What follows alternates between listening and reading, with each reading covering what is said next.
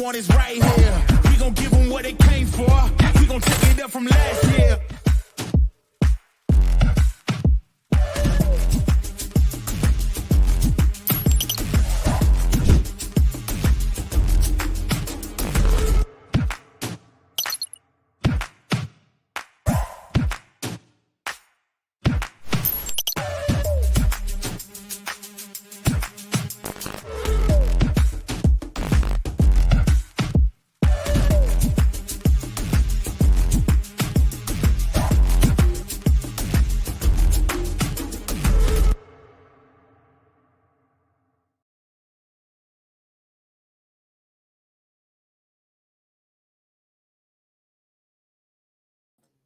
What's up, guys? I'm Kyle Milan. Today's Thursday, and we are back with an episode of Talk Shop. We have not done this in a while, and I'm like talking with the team. We wanted to bring the Talk Shop episodes back, and they said, who are we going to have on the show? And I said, I got the perfect person to have on our first episode back from our hiatus, especially with FABTECH coming up around the corner.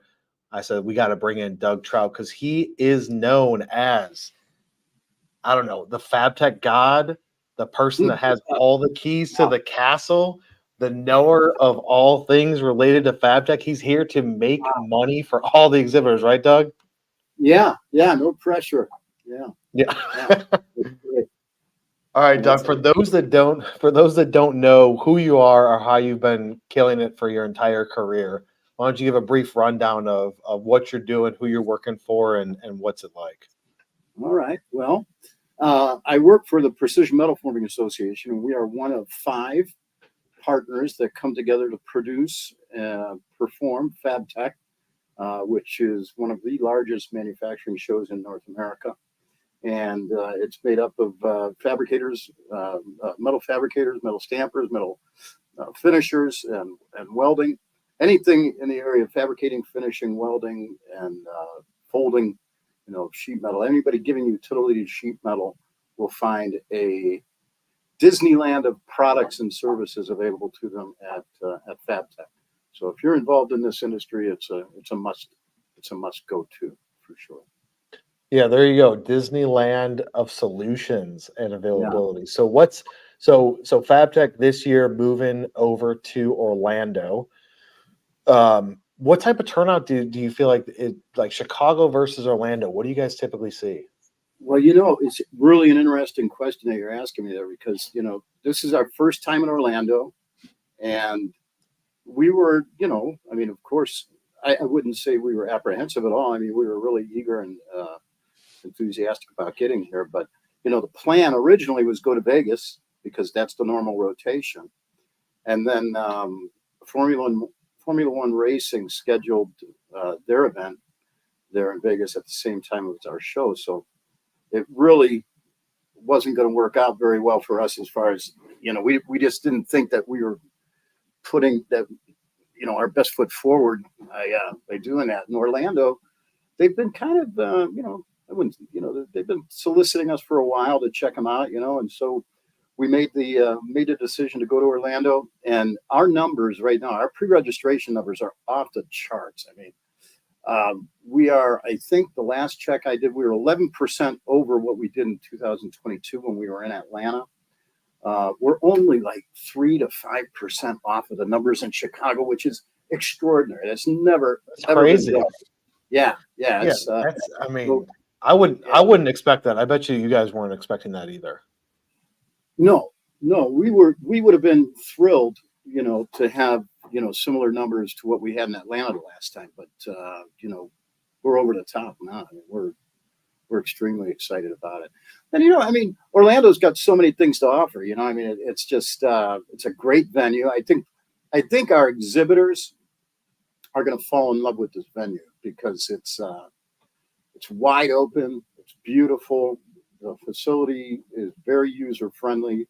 The people are outstanding. And I'll tell you what, if you're going to eat, you got to eat at this place. I mean, the chefs that they have at the Orlando County Convention Center are amazing.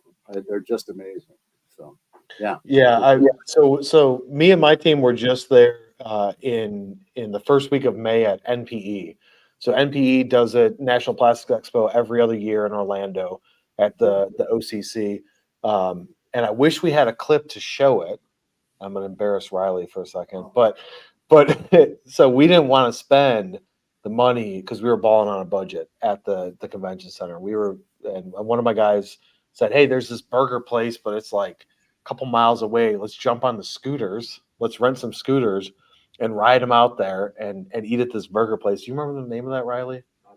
It was like burgers and shakes, and it was like 5 stars, 2 miles away. So we jumped on some of those Newt scooters. Riley almost bit it and did a full flip over the handlebars. Wish we caught it on video, but we didn't. But yeah, the food there was great. It is a great convention center. You got the main 2 halls, right? You got the west side and the north building with the corridor that separates the 2 in between of about, I'd say, like, I don't know, 7 to 10 minute walk. It definitely is a nice convention center. Speaking of the National Plastic Show, I mean, NPE, they've been just crushing it. They have been crushing it in Orlando. Yeah. Gary Anderson, who's the guy that runs the Plastics Association over there, I spoke with him shortly after we made the decision to go to Orlando because, we got a little pushback from some people because they're asking, why are we going to Orlando? There's no manufacturing in Orlando, which is untrue. Which is untrue. There's quite a bit of manufacturing in Florida. It's a little bit, probably a best kept secret there. We're working with an organization down there, Florida, Florida Makes, I think, and they're a fantastic group of folks, and they're promoting the show big time down there too. But Gary was telling me, a lot of our MRO people, kind of pushed back on us because they, and we lost some of those people at the beginning, but now they had a 600 exhibitor waiting list to get in to that show. That's crazy. Yeah. That's crazy. And they've signed a contract with the OCCC now through 2033. So for anybody who thinks that, and his comment to me was, Doug, the center of our universe, for the plastics industry is the same center of your universe in the metal forming industry. And that's Chicago. That's that 800-mile radius surrounding Chicago. And so, we got a little bit of pushback from some people that were concerned about that. But man, we've never looked back. We've been just crushing it. So, I'll make a prediction. Because I made this prediction before. But I personally believe that Orlando could be, in the not too distant future, our most favored venue as far as what our exhibitors find to be the most exciting venue to attend. And the attendees as well, because there's so much to do, so much to see, and there's a lot of opportunity outside the show. The show is, of course, the pinnacle of your experience, but there's a lot to do and see there, and it's people feel secure there, so that's an important thing. Yeah, I definitely. I've been going to NPE at the OCC since 2010 or 2012. That was your first year there, I think. Yeah, it was great, right? I mean, compared to McCormick Place, I'm born and raised in Chicago. Moved to Texas six and a half years ago.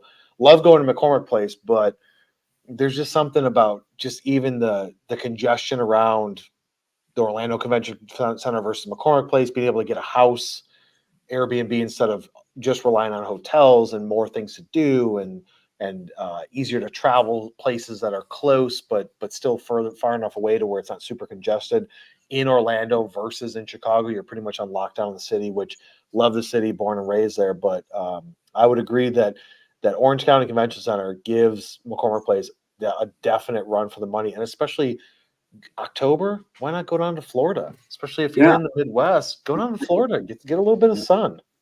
Yeah, absolutely. All right, so first question, what key trends or technologies are you most excited about that are going to be happening at FABTECH this year? Well, automation has really taken over the industry, right? I mean, everybody is interested in more automation and finding faster, simpler, more efficient solutions to, to their operations. And so our automation pavilion, our robotics and automation pavilion has grown by leaps and bounds. And, that's really a big part. That's going to be that's definitely a growing sector in our show. But, there's, automation has become extremely sophisticated. There's a lot of these companies that are providing automation solutions that have gotten pretty smart about we work with a lot of small to mid-sized manufacturing companies that don't necessarily have a ton of room, right?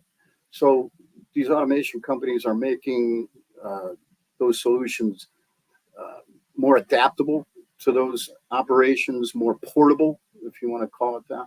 But I mean, I definitely call it that. That's just getting better and better all the time. It's that's really the big focus, I think. Especially with go ahead. Skills gap being what it is, automation is a necessary thing. And it gives that younger generation some cool stuff to learn, technology to learn and play with, right? Get them excited about tech. There's some genius stuff out there, man. There's some genius stuff that just blows your mind. Yeah, I remember seeing it at FABTECH. What was it? Last year? Was it last year? Yeah, FABTECH last year at McCormick Place. The automation stuff that they had there. I hadn't been to it in a while, and I was kind of shocked at the advancements that have happened and the people that were attending at the show. So that's definitely cool. Is there any behind the scenes insights into FABTECH 2024 versus 2023 differences in the show, or is it going to be similar setup in Orlando versus Chicago? Well, whenever we go to a different venue, we have to make some adjustments on where we're going to be placing each of the pavilions. I mean, sometimes, for example, in Chicago, the pavilions are set up so that tube and pipe, metal form, which is the metal stamping tool and die, press automation and related products, which is the area that I manage there primarily. And then the finishing area, we're all located in the Lakeside building. And when we go to Vegas, that will be different. I don't know what the setup will be in Vegas when we return there in 26, because there's been changes made out there. So I'm not 100% sure of how that will work. But when we're in Orlando this year, over in the West building, you're going to find the automation pavilion. You're going to find welding and finishing. They'll be over there together. Over in the North-South building, you'll find the fabricating and forming area of the show. Metal form will be placed right next to that. And then next to metal form will be tube and pipe. So that's really the only differences. I mean, of course, we're hoping that people walk the entire show, see everything that's out there. Like I said, I mean, it's if you're a shop that's looking to upgrade your operations, streamline your operations, you got some money to spend, or you're looking to invest in the future, this is absolutely, I mean, if I dare say, I think it'd be foolish not to be there, because it's everything and anything that you're going to be looking for to do that. And you're going to be able to find people that can help you as well. I mean, the networking opportunities there are tremendous. A lot gets done at the hotel bar at the end of the day, right? So some of the best deals are made right there, and you get a lot of opportunity to talk with a lot of very interesting, innovative people. It's outstanding opportunity. Yeah. So for those people that don't understand, I guess the massive size of FABTECH, because I feel like people think, biggest trade show, IMTS, right? And I'm going to IMTS next week, and everybody goes to that's the biggest, right? And I always look at IMTS. If you're in metal cutting, machining, CNC type stuff, IMTS is where it's at. Metal forming, automation, welding, stuff like that. That's where FABTECH comes into play. But if we were to just high level, I know that the show hasn't come yet and isn't done, but just the facts of exhibitors, attendees, and square footage at FABTECH. What are the stats? we'll have roughly somewhere close to between 1,500 and 1,600 exhibitors, somewhere in that area.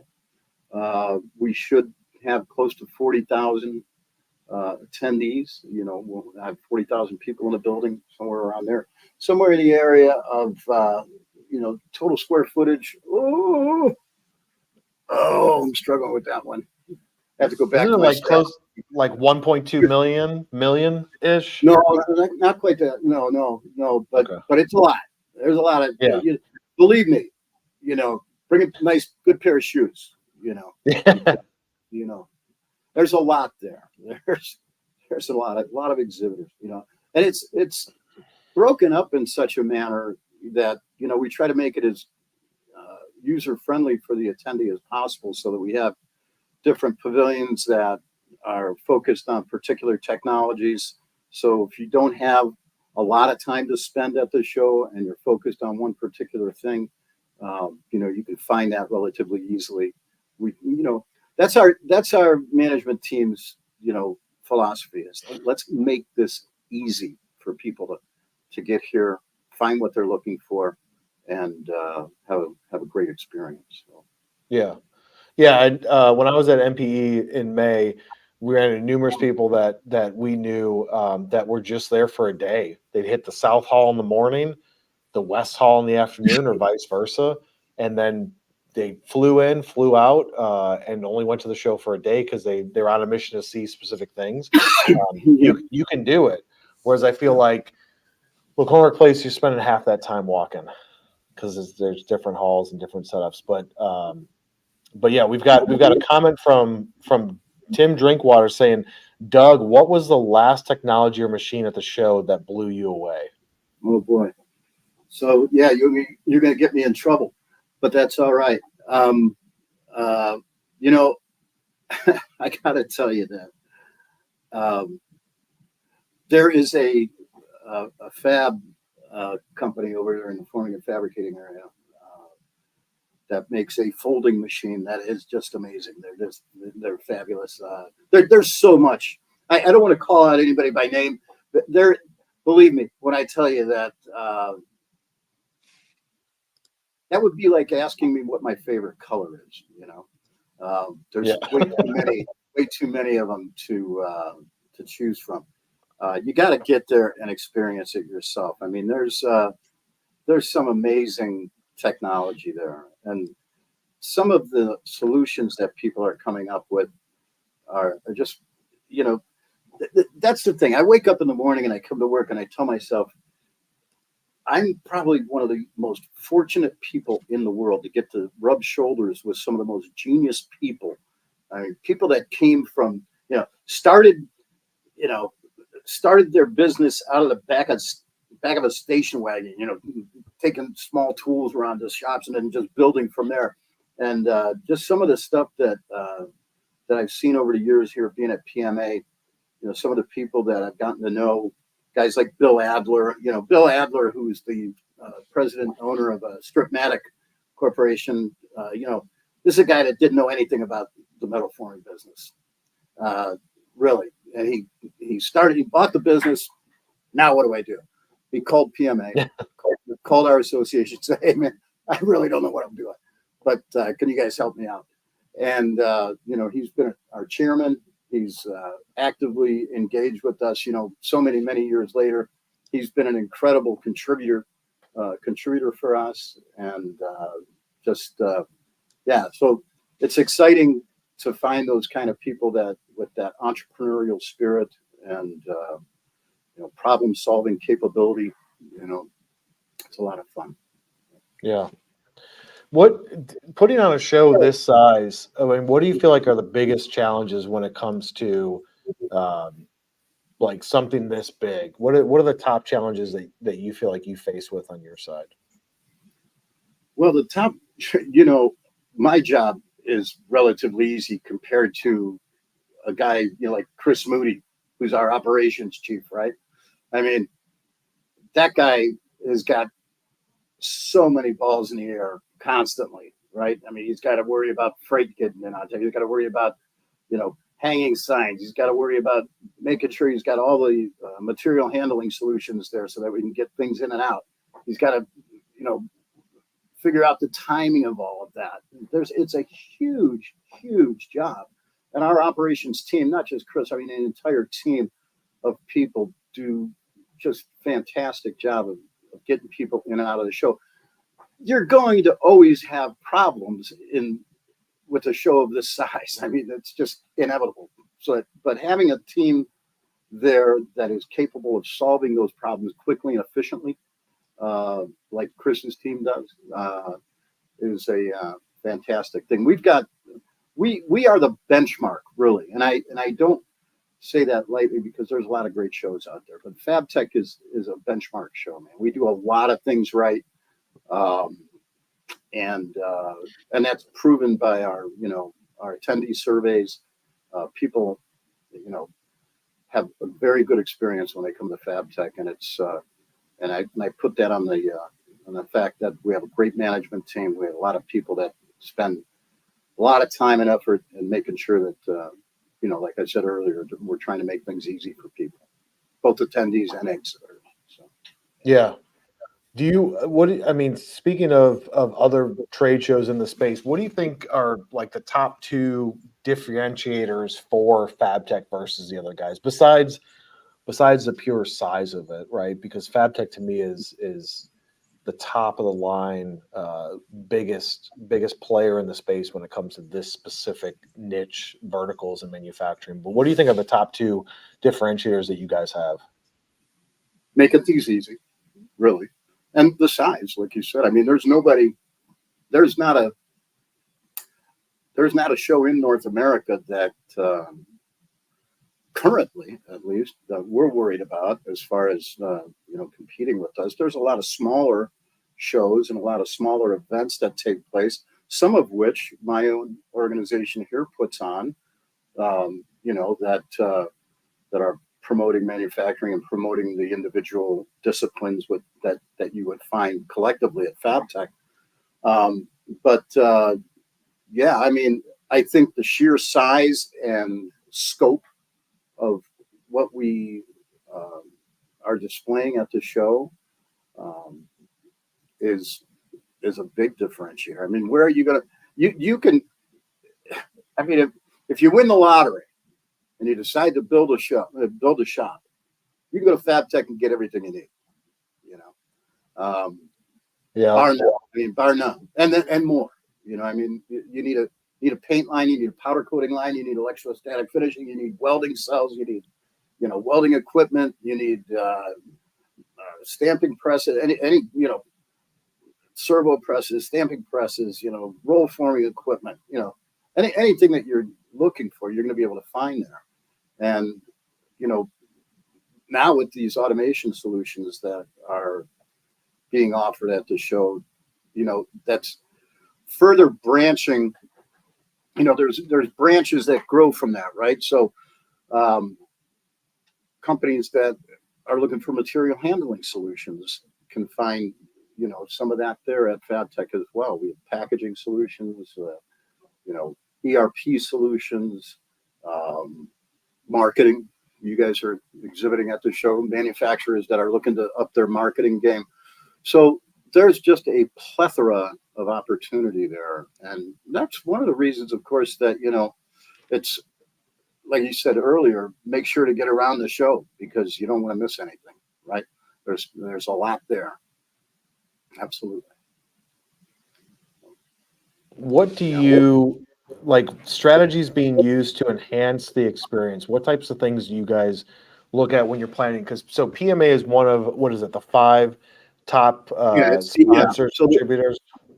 So the 5 organizations that produce FABTECH are Precision Metalforming Association, the American Welding Society, the Chemical Coaters Association International, the SME, which of course most people still, I think they brand themselves as SME, but it's the Society of Manufacturing Engineers, and the Fabricators and Manufacturers Association, FMA.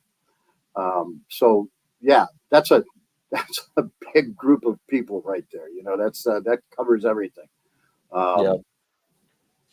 I forgot the last part of your question. What was that now? What are the strategies? Yeah, the strategy is being used like when you guys think about, all right, this year we're going to do the show. What did we learn from last year as far as exhibitor experience, attendee experience? What things do we want to change and learn? Do you guys all get together? Does each party just individually throw up their viewpoints, their experience, their ideas, or do you guys collaborate all together? How does it work? Well, there's we collaborate. Our team collaborates one with the other.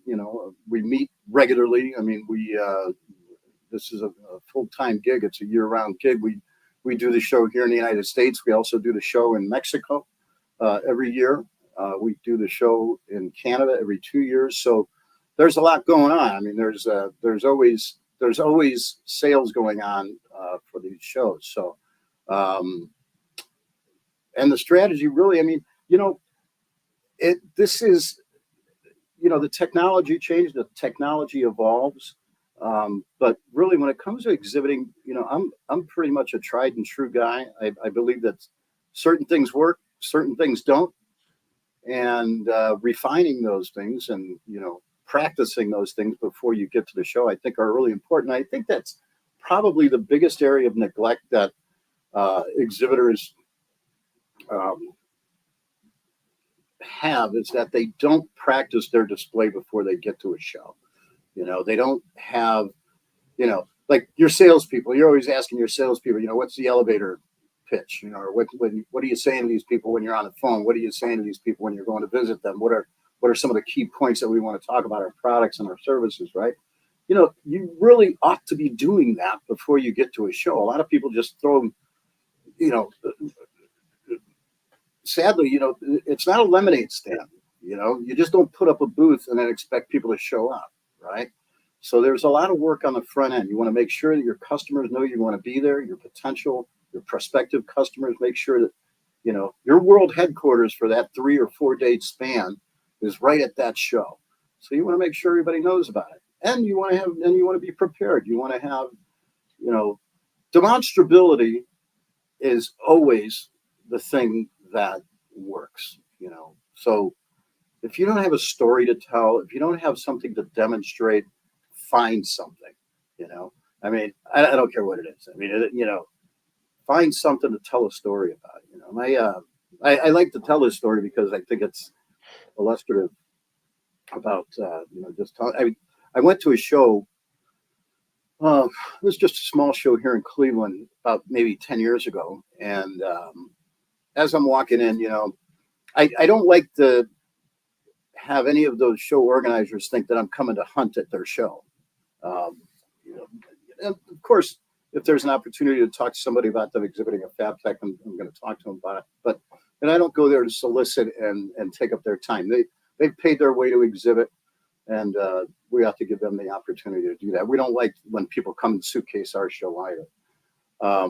But as I'm walking through, this fella, he starts calling me over. He says, "Hey man, come on over here. I want to show you something." And I tried to tell him. I said, "Hey man, I'm not a manufacturer. I work for a trade association. I'm not buying any equipment." He didn't listen to a thing I said.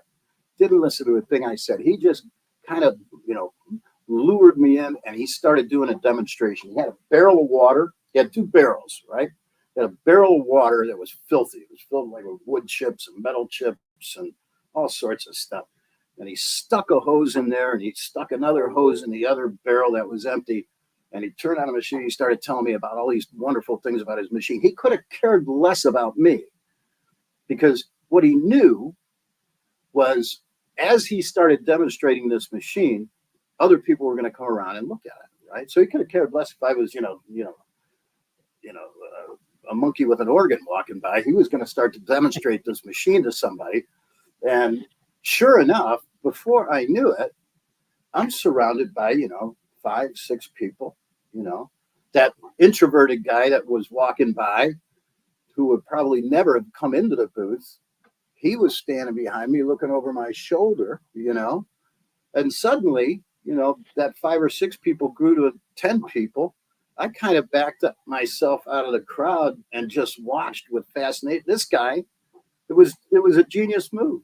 And he did that over and over again at that show. And his booth was Yeah.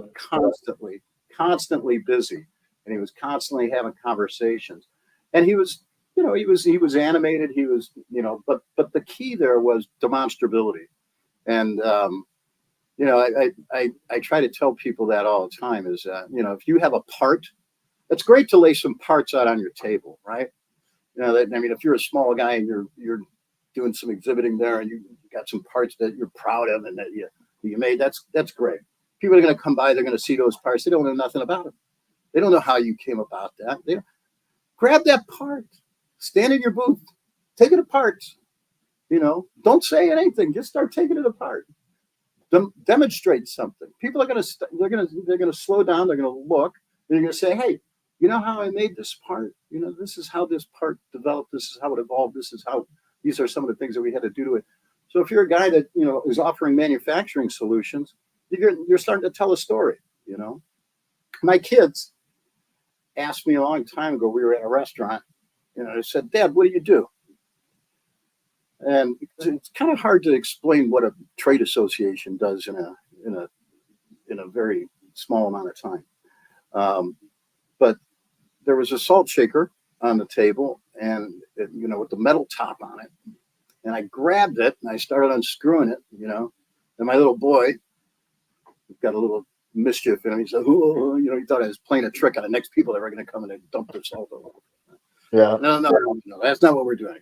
I took the top of the salt shaker off. I said, you see this little metal part here, the perforations here that allow the salt to go through, and the tap, that allows you to screw that onto that glass salt shaker. I said, do you know how much thought and engineering went behind this? The amount of time and effort and genius that went behind. I mean, they're spitting these things out now at thousands and thousands of these things daily. But when this was first made, it took an incredible amount of thought and effort to develop that, and the tooling and everything else that goes along with it. So, to me, telling a story, and my kids were fascinated. My kids were, I was looking around the table and they're all looking at that salt shaker.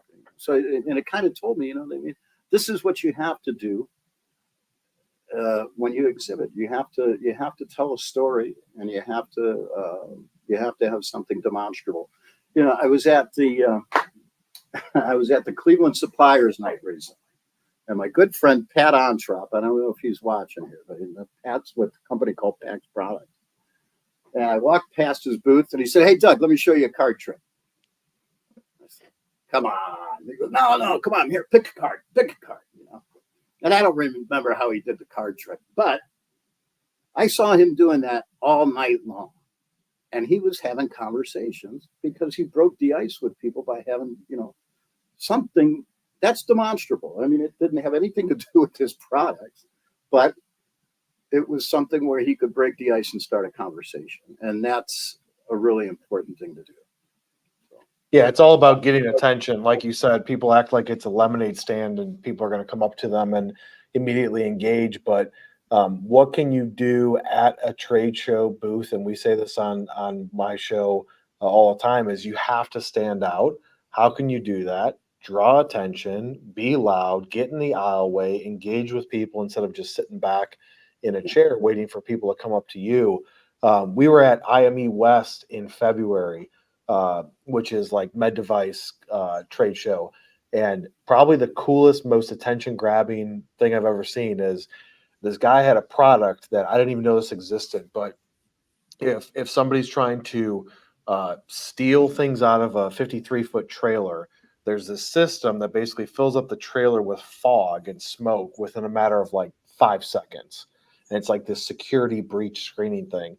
And they had a booth that you can walk into, and they turn on the machine and it completely smokes you out. So I sent my 2 sales guys and Riley, who's running this live right now, in there with the camera.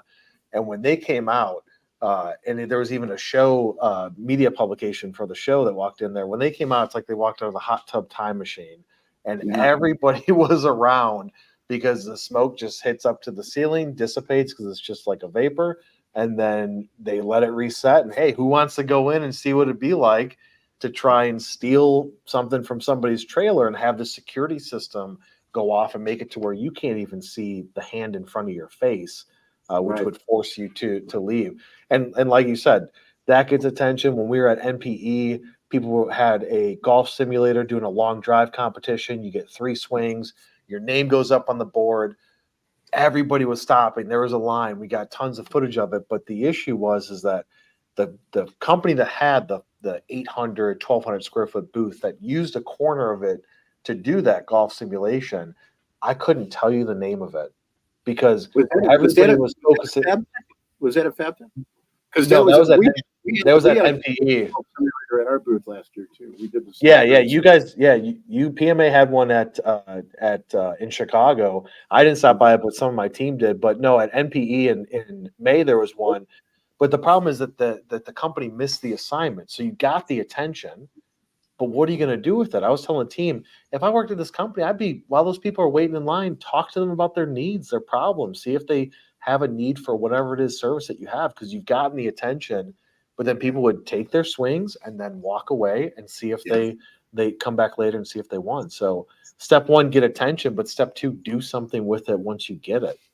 Well, that goes back to what we were talking about earlier, and that is, practice what you're doing before you get there, right? Get your team together and say, all right, well, hey, this is how, roughly, I'm not a big fan of, following scripts, so strictly, but a script is a great framework to work from, right? So it's important to have key things that you want to talk about. And the other part of that too, something that I often find with some exhibitors, after a few adult beverages, people loosen up a little bit and start telling me the truth. And, oftentimes what I find is that some of these exhibitors don't have a great follow-up plan. Salespeople love to talk. If you haven't figured that out while you're watching this program,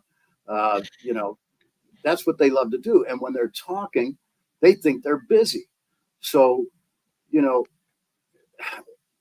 Las Vegas is a great example. When we do the show in Las Vegas, we had a lot of people that say, well, who's going to come out to Vegas to talk to us out here? Geez, there's nothing on, there's no manufacturing. It's crazy. We have some people that love Vegas. Some of these exhibitors love Vegas so much, and it's not because they get to go gambling or not because they get to go out and party or whatever.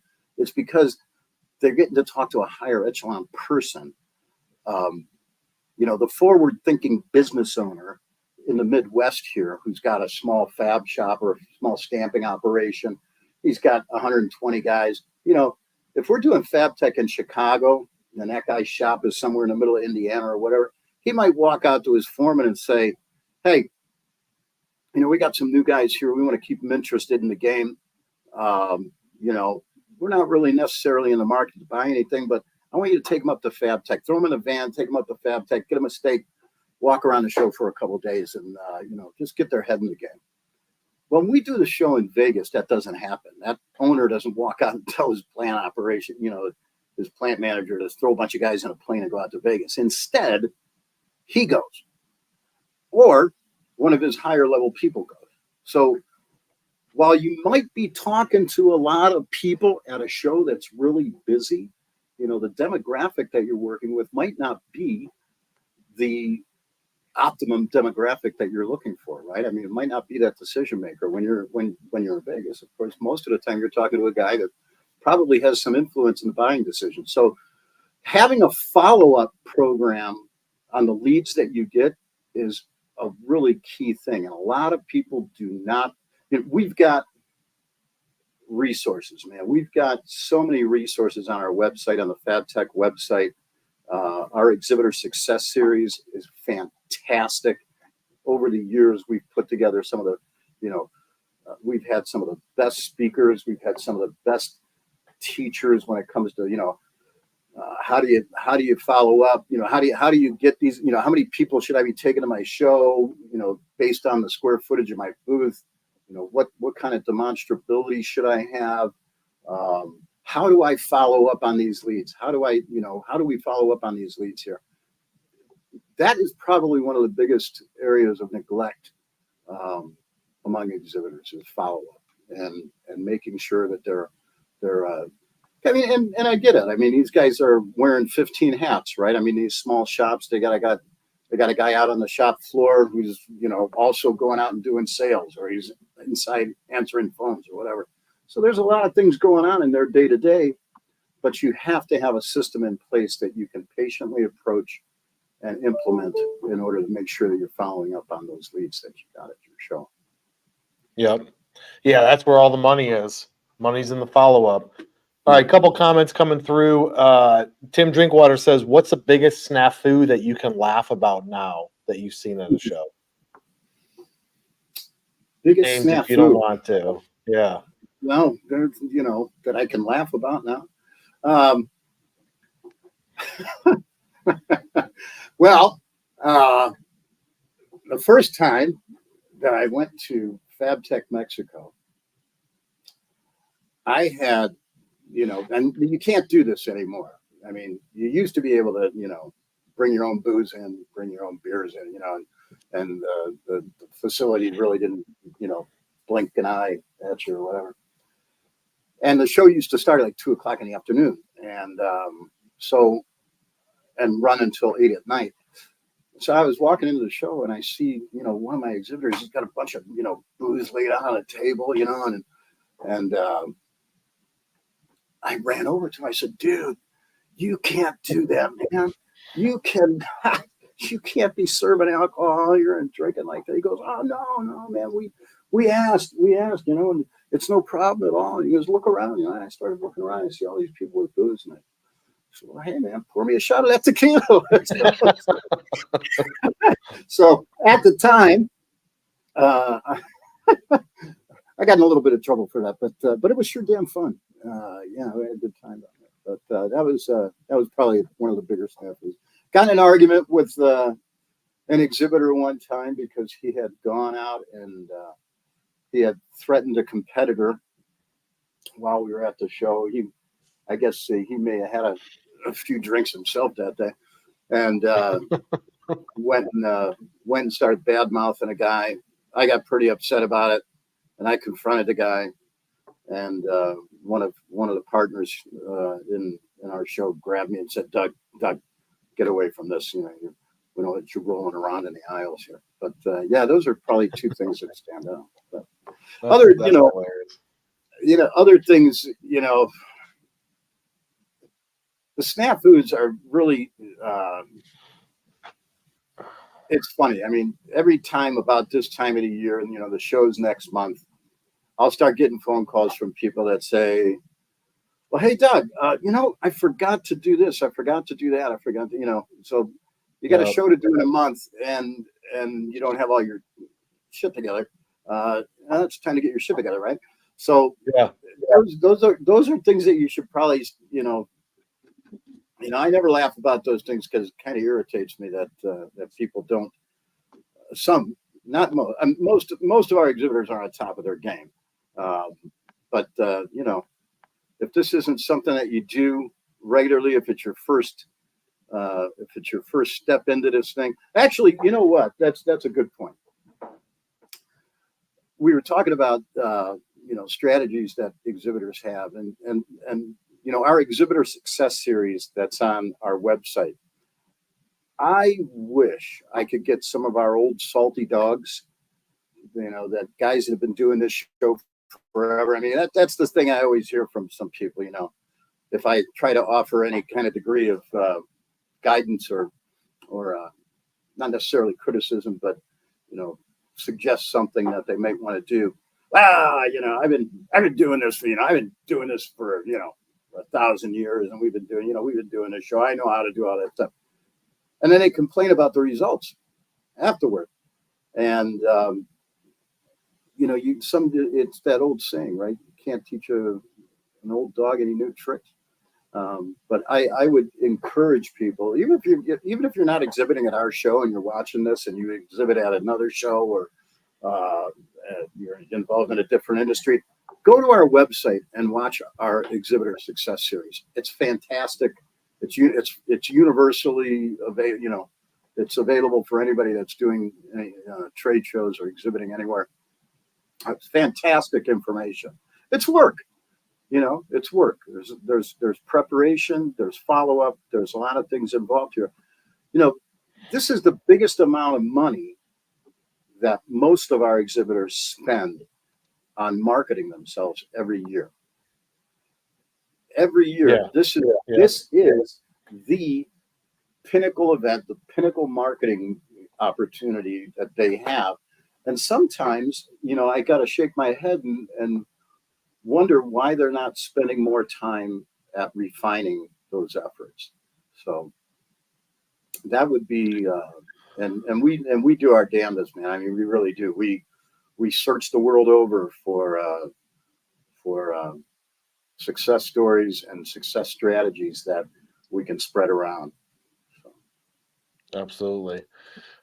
One more question from Alexis Papagiannis coming out of Canada.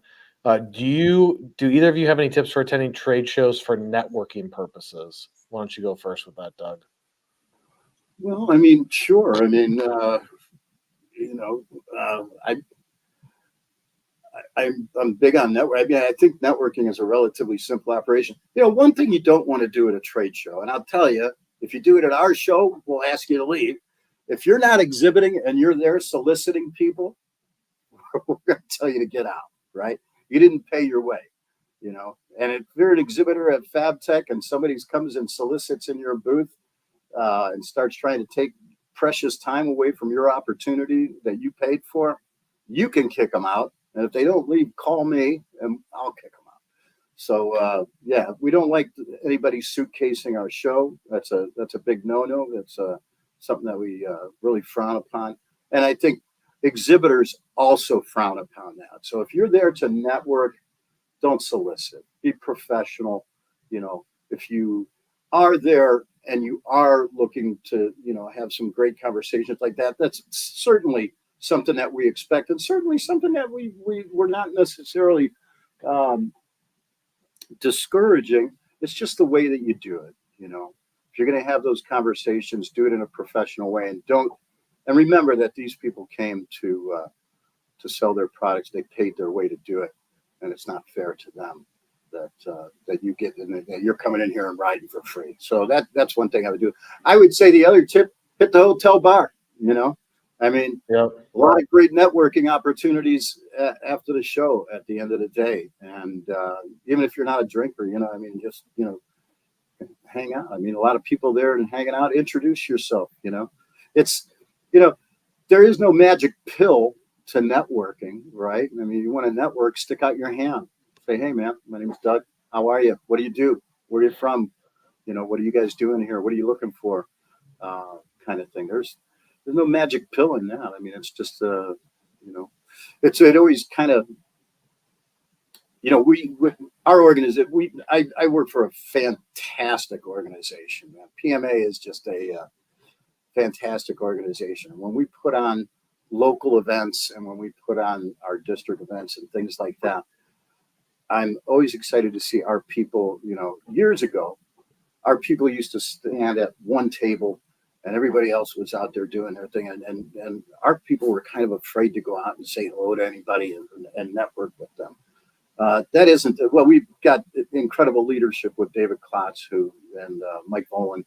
I mean, they want us to be out there, kissing babies and shaking hands. And that's what you got to do.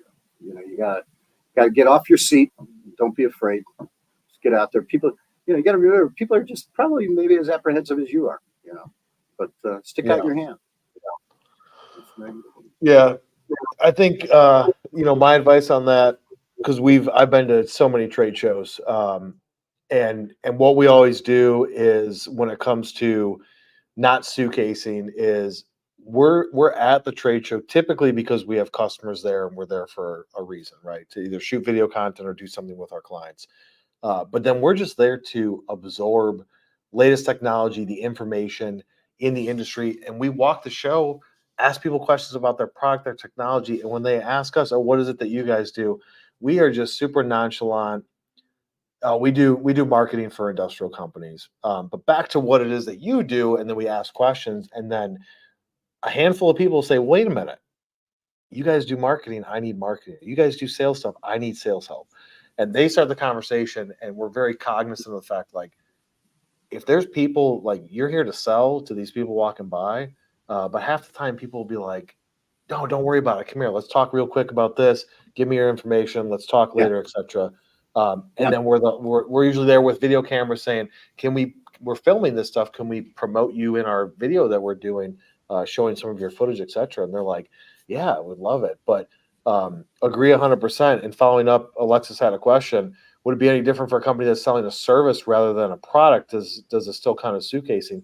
I think that as long as you go into it generally interested in learning technology or what these companies have to offer and making the conversation about them, they're going to ask you, look down at your tag and say, "What is it that you do at this company?" And if you just say like, "Oh, I'm a CNC machine shop. We do turning and milling," and then if from there they keep the conversation going, then by all means do it. But being cognizant of the fact that the people that are walking down the aisle is, for the most part, their demographic. So don't stand in the way of letting them sell. Everybody's suitcases. I suitcase. So I'll admit, but I do it in a way that doesn't offend and doesn't take the time away from what they're trying to do. Somebody just asked a question. I saw a question come up. Does it matter if it's a product or a service? No. What matters is your professionalism in your approach. I go to Germany. I go to Euroblack, which is a big show. It's very comparable to FABTECH here in the United States. And, I'm there looking for new exhibitors, right? When I go there, I walk in, I put my card down. I say to the fellow that I want to talk to, "Listen, I don't want to take any of your time. Here's my card. If you want to talk about coming to FABTECH and exhibiting with me next year, let me know. I'll be happy to help you out." I start walking away. If that guy says, "Come on back," that's an invitation for me to come on back and talk to him. If he doesn't, I try to follow up with him when I get back home, right? Yep. That's the best way to do it. Yeah. That's the best way to do it. If they're leading the conversation, then it's all right. And then even still being cognizant of the time. All right, so we're gonna go through 4 rapid fire fun questions for you, Doug, so everybody can learn why you're awesome. So whiskey, vodka, tequila. You could only drink one for the rest of your life. Tequila. What would you keep? Tequila. Tequila. Yeah. Any specific type of tequila that you love? I like Corralejo. It's very good. I like the Don Julio 1942. Okay. Those are my 2 go-tos for sure. The Don Julio 1942 is a little pricey. They got to pay me more for me to be able to afford it on a regular basis. But there's another one called Suavecito, the Suavecito Añejo, which is very reasonably priced. And no gin. Alexis. Alexis says gin. I'm just gonna say sorry. We don't do that here in the States, Alexis. We don't do gin. It's tequila, vodka, or whiskey. How do you like your steak done? Oh, bloody, yeah. Bloody. Still mooing? Yeah, seared and mooing. Yeah. All right. I like a cool center. Sure. Would you rather fight a grizzly bear or a silverback gorilla? Oh shit. Oh. I think a grizzly bear. I think they give up a little quick. They probably say uncle faster, right? Yeah. I don't know. Or you could trick them, right? To come in, beat you up, and then they leave. Gorillas, they're a little too smart. They're going to just beat you up and then grab you by the leg, smack you down a couple times. Yeah. I think the gorilla would be a little rough. Got a chance of surviving with a grizzly bear, possibly. Yeah, I feel the same. And who's one person from history that you would like to have a beer with, or some tequila?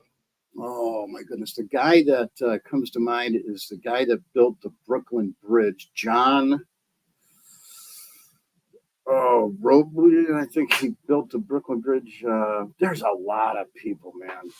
That Jesus, of course. would be great. Peter would Yep. be awesome. But the guy that built the Brooklyn Bridge, I would love to pick his brain a little bit.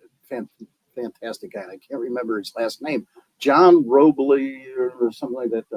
Robleson, something like that. I read the book, All right. The Building of the Brooklyn Bridge, and it was amazing. Yeah. All right, Doug. Well, we appreciate you coming on this episode of Talk Shop to give your expertise and experience at Thank Precision you. Metalforming Association and talking about FABTECH. Entertaining as always.